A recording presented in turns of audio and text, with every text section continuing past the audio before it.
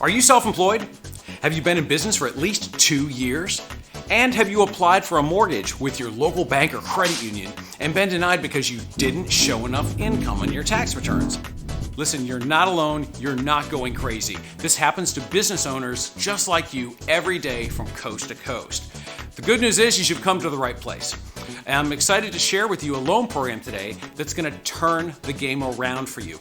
It's called a bank statement loan. Now, our office does a ton of these, and this video is designed to give you a general understanding of what a bank statement loan program is, and then to see if you qualify, or if you want more in-depth information, be sure to check out our other videos, including how we calculate the income for our clients, some common questions, and even more. In this video, we're going to cover the following topics: how the bank statement loan program works, features and benefits, and then finally the items needed to get a quick pre-approval. Let's get started.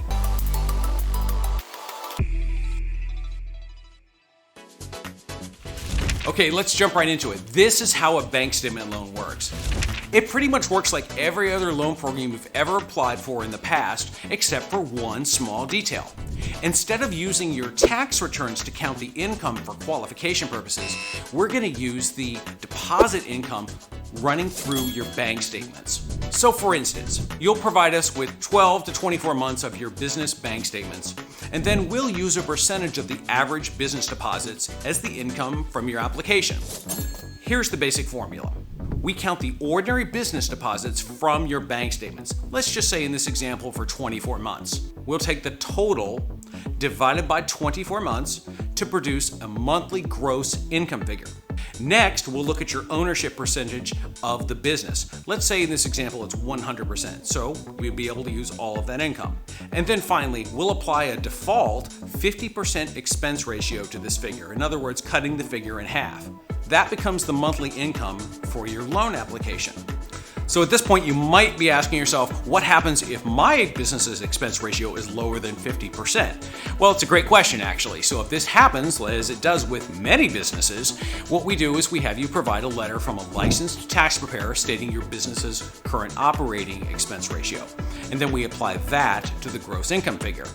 Here's an example. So for instance, if the expense ratio on the letter states that your business is operating at a 30% expense ratio, then we can use 70% of the average deposits that we counted earlier. If the letter states it's 25, then we can use 75% and so on and so forth. And it's really that simple. And we find that it actually gives us a much better idea of your business's true profitability versus the tax return approach from a traditional home loan. Let's cover the features and benefits. Of course, the income calculation, which is what we just described. You can use this type of loan to purchase a primary residence, a second home, or even an investment home. The minimum down payment for this type of loan is currently 10% for primary residences. And by the way, if you're buying an investment home, the minimum down payment is 20%. There is no PMI private mortgage insurance, even if your down payment is less than 20%. These are 30-year fixed rate terms, not ARM loans. There are no prepayment penalties or early payoff fees, so as soon as you qualify for a more traditional home loan, you're free to refinance. Now, if you're using this type of loan to purchase an investment home, there may be a prepayment penalty at your option, ranging from 1 to 3 years or even none. So be sure to ask your loan originator for those details. Gift funds from a family member can be used for the down payment and closing cost. However, the applicant still needs to demonstrate that they have at least 5% down payment and the reserve requirement of their own funds, and then the rest can come from the gift. You can receive interested party contributions on this type of loan. That includes credits from sellers, realtors, or even builders. These types of parties can contribute up to 6% of the purchase price for closing costs as long as it's a primary home or a second home. And if it's an investment home, they can contribute up to 2% of the sales price. If you have a prior derogatory credit event, such as a bankruptcy, a foreclosure, a short sale, or a deed in lieu of foreclosure, we can accept these, but they may affect the terms of the loan. So if this applies to you, just be sure to mention this to your loan originator at the time of application. You can use this loan to purchase single-family homes, townhomes or villas, multifamily homes, including duplex, triplex, etc. You can use them to buy condominiums or even non-warrantable condominiums. The minimum loan size is $100,000, and you can get a loan up to $3 million. For minimum credit score requirements, the primary wage earner on the application, in order to qualify for, say, a 10% down payment, needs to have a 660 or higher middle FICO score. If you're putting down greater than 10%, then the FICO score needs to be at least 620.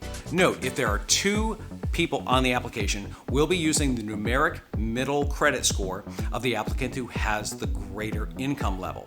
Both applicants need to have at least a 620 or higher. And if your FICO score falls between 600 and 619, we may still have a loan option for you, but be sure to mention this to your loan originator. And now let's quickly cover the steps you'll need for a fast pre-approval for a bank statement loan. To start off, we'll need a loan application. You can register the application at unconventionallending.com. After the application has been submitted, you can begin uploading your business bank statements into the portal. By the way, if you're using personal bank statements to make your business deposits, we can accept these as well. Just be sure to mention it to your loan originator. We may ask for an expense ratio letter, as we described earlier, from a licensed tax preparer, but again, this is on a case-by-case basis. And then we'll also need additional bank statements for the accounts that you intend on using for your down payment and closing costs. Now, once we have all this information, we'll begin running the bank statements through our proprietary AI, and we'll generate a pre-approval decision in about 24 hours, sometimes the same day, depending upon our current workflow at the time. And that's it. We hope you find this information helpful and insightful. And if you'd like more great information, more in-depth information about bank statement loans, consider subscribing to the channel. We would love to have you. And be sure to check out our other bank statement loan videos. Also, be sure to check out our bank statement loan resource page at the link in the description below. And again, if you're self-employed, if you made it this far in business, I'm sure you'd agree it wasn't because you took no for an answer. So stop letting these banks and credit unions tell you no when we have more reasons to say yes. Thanks again for watching. I'm Derek Bissen, and this is Unconventional Lending.